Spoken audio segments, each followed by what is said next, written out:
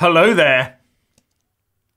The difference between the dire future the Remain campaign unleashed on the UK public using Project Fear and what has actually happened is staggering. Remoaners have a lot to answer for.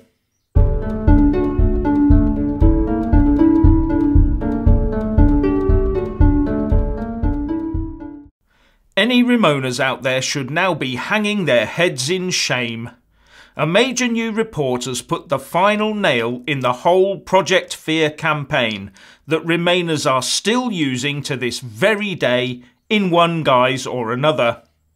The upshot is that, according to George Osborne and his cronies, UK GDP would have dropped by 1.2% by mid-2018, says the report, leading to all those forecasts of Brexit calamity after Brexit calamity.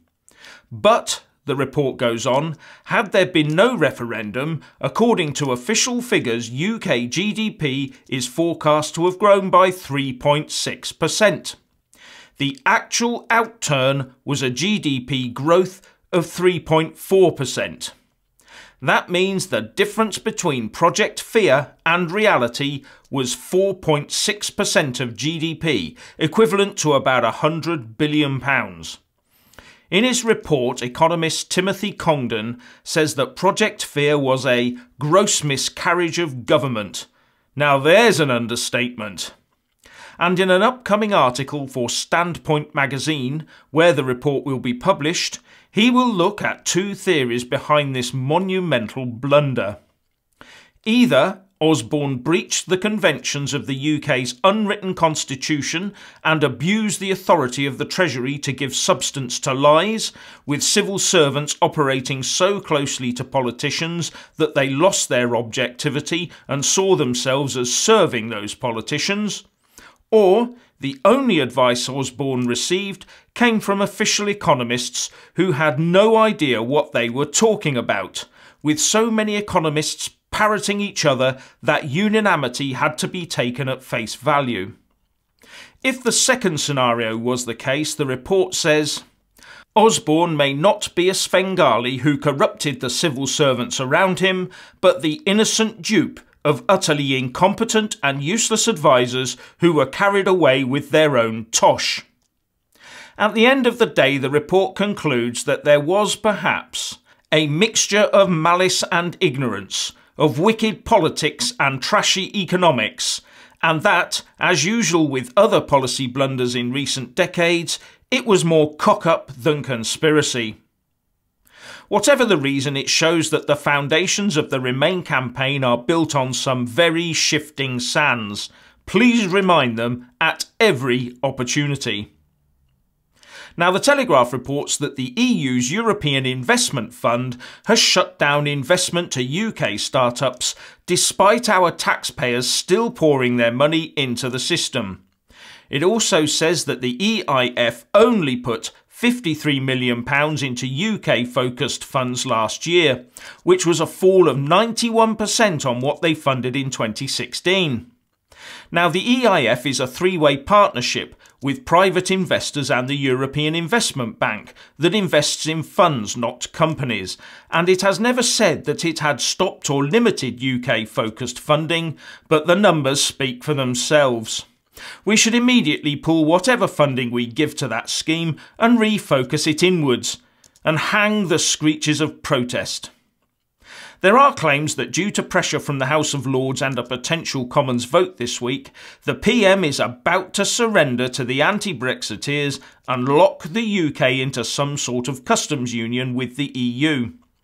In a strong indication that party politics is going to decide the issue, the Sunday Times reports that Theresa May's team has privately admitted she may have to accept permanent membership of a European customs union after a secret wargaming exercise concluded that even Brexiteers such as Michael Gove and David Davis would not resign in protest.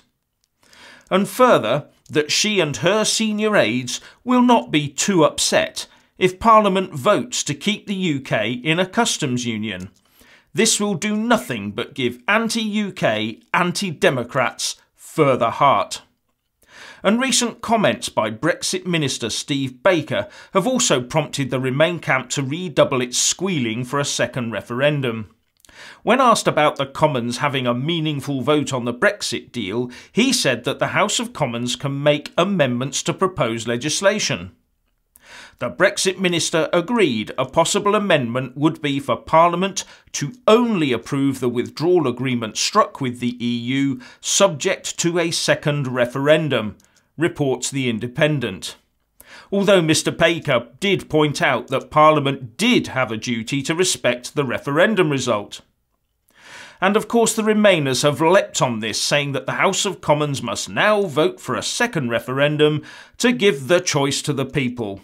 You know, the same people that Remainers claim are too thick to be able to vote in a referendum on such a complicated issue and also don't know what they're voting for. And as I said yesterday, if she tries to keep the UK tied to the EU, Theresa May could face a leadership challenge should 48 letters of no confidence be sent to the chairman of the Tory backbench 1922 committee. She may think she can get through this if she just says, well, that's Parliament for you. But my guess is that's the way to her demise as PM. But for our part, we Leavers must be prepared to do our bit and go the final mile to make sure we see Brexit through.